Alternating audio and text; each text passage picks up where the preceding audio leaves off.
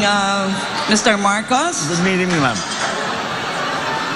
If this were, I've never been to a campaign rally, but if this looks like it, and maybe multiplied so many times over, I can imagine what you're feeling is like euphoria, isn't it? Because we're not even involved and we are feeling euphoric here. It's very encouraging, ma'am. That's true.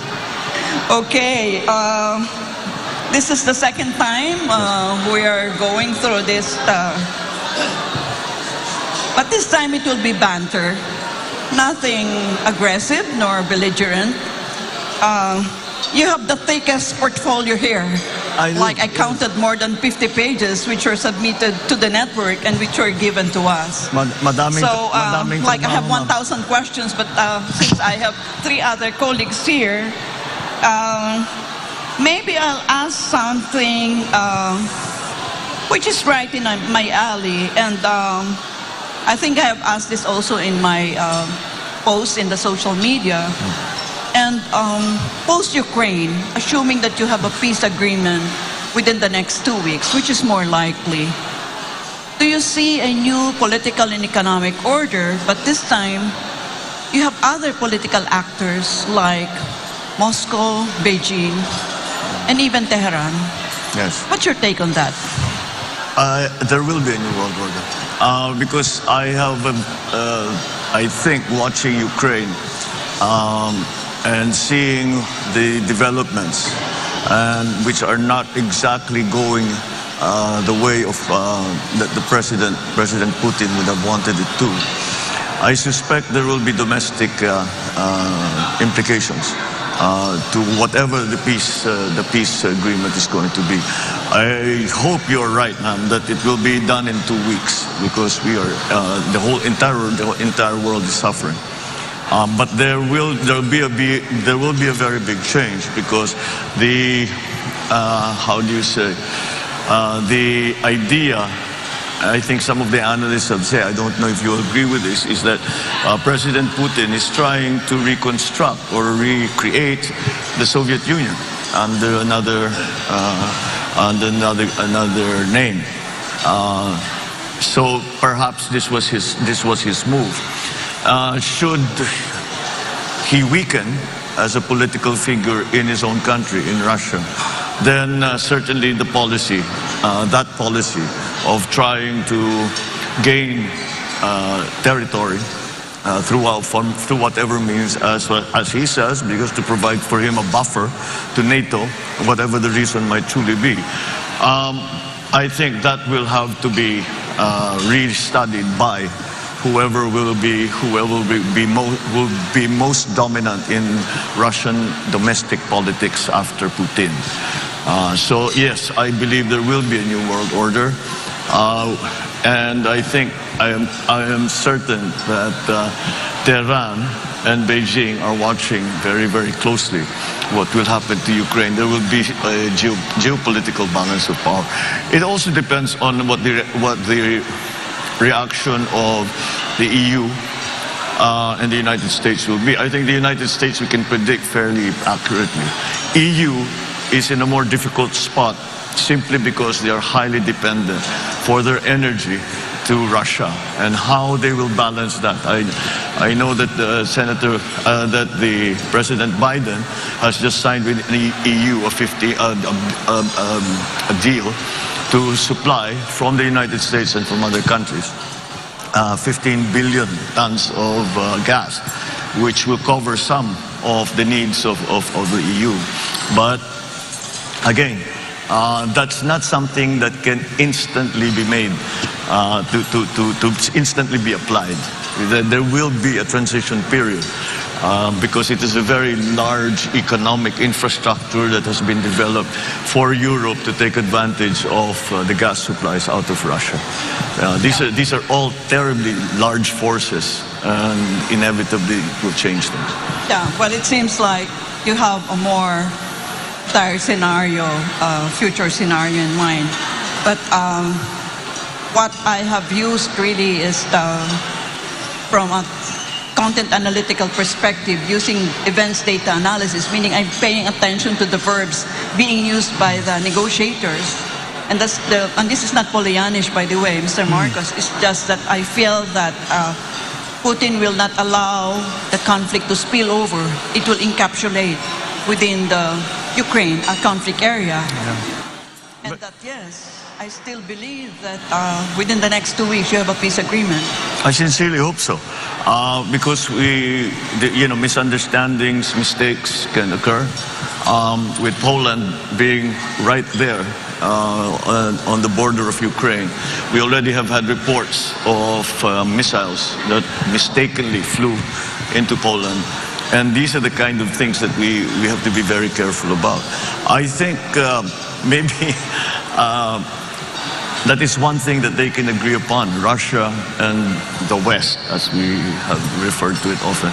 Mr. Marcos, earlier, I don't know if you were around already when I asked questions about the projected state visit of Vladimir Putin here in the Philippines. Because the Duterte administration has only so many more breaths to take before the end of their regime, of their tenure. When you become president, will he honor that invitation that Duterte had given to him to do a state visit? Not just a visit, a state visit. Well, certainly. Why not? We have diplomatic relations with Moscow. We should continue to honor that agreement that we have with Russia. And we must continue to, again, cultivate the relationships that are beneficial to the country. And it's not, as long as we make our position very clear that self-determination is an important principle as far as the Philippines is concerned.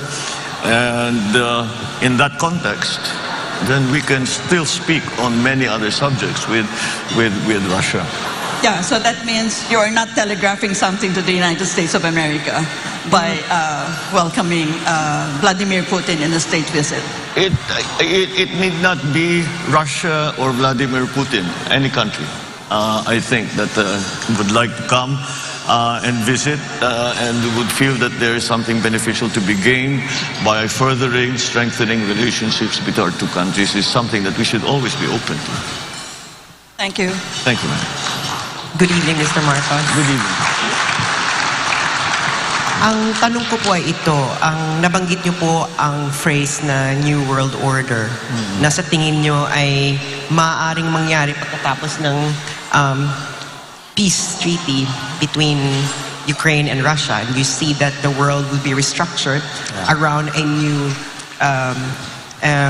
new framework or a new geopolitical order. So my question is this, I hope that you realize the burden or the special task that you have as a future chief architect of our foreign policy. Because in the past drawing of world orders, the Philippines never played a role in determining its position in that world order. For example, between the wars of Spain and the United States, it's the United States that defined our position in that new world order. When the United Nations was instituted after post-World War II, we were still at the coattails of the United States. But now we are an independent country. So my question is, when this new world order that you think could happen after a peace treaty gets concluded between Ukraine and Russia, how will you position our country in this new geopolitical order? It very clearly will depend on what the exit strategy will be for the West, for EU, and for Putin in the peace agreement that we hope they will sign.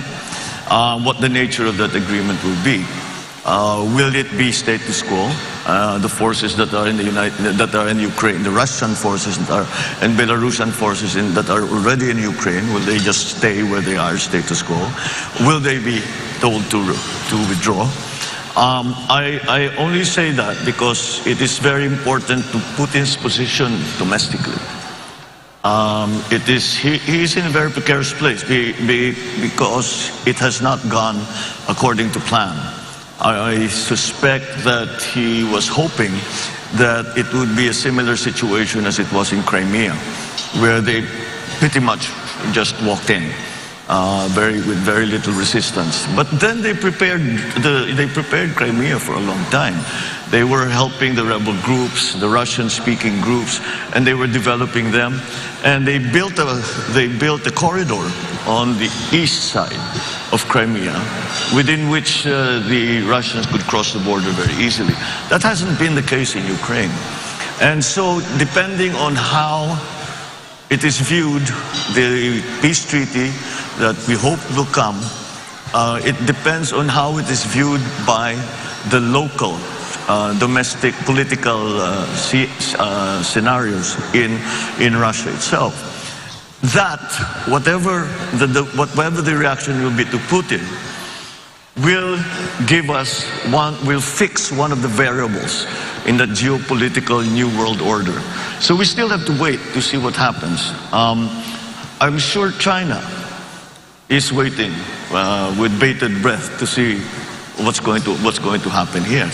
Tehran, I'm sure, as the professor mentioned, is clearly a player in this regard.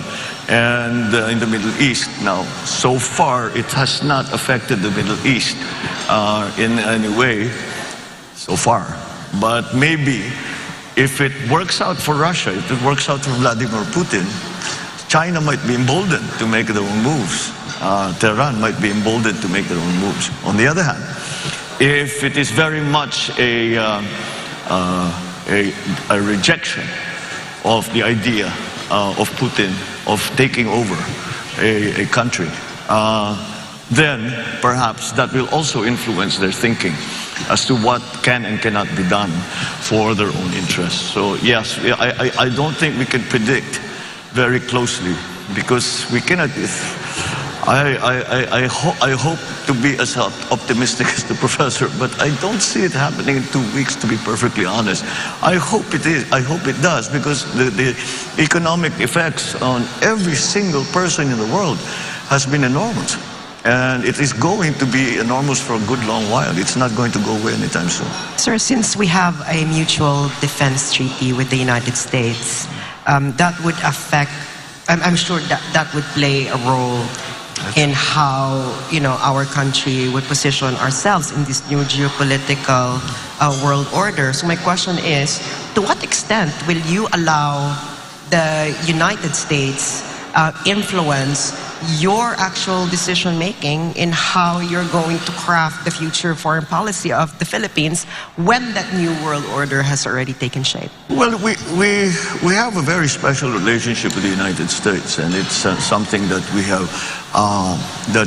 had and developed over 100 years, starting from being essentially a colony to a very strong partner here in this, especially in this part of the world, in the region. And that, I think, has been a good thing for both countries, both for the United States and for the Philippines. And that I think we can still depend on that. But the scenario that you spoke about, where we historically have always been with the United States, is still, I think, a carryover, a hangover of the Cold War. And we discussed it a little bit the last time. And I don't think the geopolitics of today are the same. And we now have to tread that very fine line to make sure that it's the Philippines, it's the Philippine interests that are the primacy of Philippine interests in anything. Now, in geopolitics, especially, we have another superpower 600 kilometers from our coastline, China. That puts, again, the Philippines in quite a precarious position. We're lucky because we're important geopolitically, even just we're strategically. We are unlucky because we are important geopolitically, and we've become a bit of a hot potato when it comes to that. So we definitely have to consider what is best always for the Philippines. And how do we achieve that? With our existing partnerships, alliances as they stand now with what will be a new world order. Will it be a very big change? Will it be a small, slight change? Will it be a big change for Russia and a small change for everybody else? There are many moving parts to this thing, and it's not something that is easily definable. But I think once the peace agreement is made, we will study it very, very closely, and we will ask our best experts to determine what is the effect in these other countries. What is the effect to Tehran, to Iran? What's the effect? How does it change their thinking in Beijing? How does it change the thinking in Washington, D.C.? These are the big players. These are the people we have to deal with. So yes, it's not, I wish I could give you a categorical answer, but until we know exactly what that peace treaty will contain, it's very difficult, and to know what will happen after that in Russia. How will the power structure change? Will Putin be removed? Will he still maintain his position? All of these things are going to play a part in what it will look like after that peace agreement. Senator, good evening. Hi. With this as a backdrop, the discussion with Russia, Ukraine, I was wondering if you can pivot to domestic concerns, particularly your energy policy. Yeah. Because as you said, the conflict is being felt worldwide, and among the things that we are seeing are sky-high fuel prices. But how would you address this? What would be your policies, particularly with energy security, going beyond this issue? In the past week or so, since the war in Ukraine began, I have been espousing a policy of subsidizing all oil imports. Because the idea is that, yes, transport is the first sector that's going to be affected, but everyone will be affected. And therefore, if we are to support everyone, we have to subsidize all oil imports, in my view. However, I have been crunching the numbers. We can't do it. We cannot afford it. It's that simple. So we have to focus now. Now, maliwanag, yung mga transport group talagang naghihingalo dahil dito sa pagtaas ng presyo ng langis. Pero alam naman natin, pag tumaas ang presyo ng langis, sabay-sabay susunod na yung mga iba. So we have to focus in the sectors that will actually that will mitigate the effects of the oil price rise. Perhaps, well, there still exists the option of perhaps giving a tax holiday on the excise taxes to the oil for the oil imports. However, the pandemic is not over. We do not know what is going to happen next. When each time we thought tapos na, it came back. And I'm sure all of us after Christmas, after the Omicron hit at the end of January, sabi natin siguro baka tapos na ito, baka wala na. But then we hear news now about Korea, about China, about Hong Kong, that they're locking down again. So we need those funds. Well, the government doesn't need the funds, people need the funds. And so we will still have to continue to collect as much as we can in preparation for any possible occurrence in terms of the pandemic. Baka may bagong strain, baka may babalik. But I don't think we will ever return to a time of lockdown anymore. Senator, just before we go on the break, I was wondering if you can clarify your position on the oil price stabilization fund, because there's been some talk in social media to report, and I don't know if you are. Of course, the appeal is that there will be subsidy when prices are high. Yes. But the downside is that prices will remain high because when global prices dip. Yeah. And there's the argument, of course, that the market is always more efficient in determining prices. Could you clarify your position? No, I think it is not to change the price of the oil. It's to change the rate of change. It is to try and mitigate the rate of change. So that, let's say, if the price increase is from Sunday to Monday, instead of increasing the full, let's say we're going to increase by, I don't know, 5 pesos, let's say. Instead of doing it all in one shot, we do it slowly because we have a stabilization fund. There is no way to bring the price of oil down from the Philippines. We are at the mercy of the oil producers. We in the Philippines, if I'm not mistaken, are 0.07% of the fossil fuel market, and therefore have very little influence on pricing. And we produce very little in terms of oil production. Malampaya is about, they say, will dry up in the next 2 or 3 years. So yes, it is a very, very big problem. But the OPSF that I proposed is really to lessen the impact. And instead of making the impact instantaneous, we will try to make it happen over a longer time to give businessmen, consumers more time to adjust and to plan for the new regime of oil prices and oil products that would come to the Philippines. Senador, kung may time pa? We'll have to take a short break for now. Yes. It's okay. Sorry, Rolex. Yeah, unfortunately, I've become the symbol of the human time clock. But the panel will still have a lot of questions for you, Senator Marcos. Unfortunately, we have to interrupt for a short break. So to everyone watching, don't go away. The Deep Probe SMNI presidential interviews will be right back.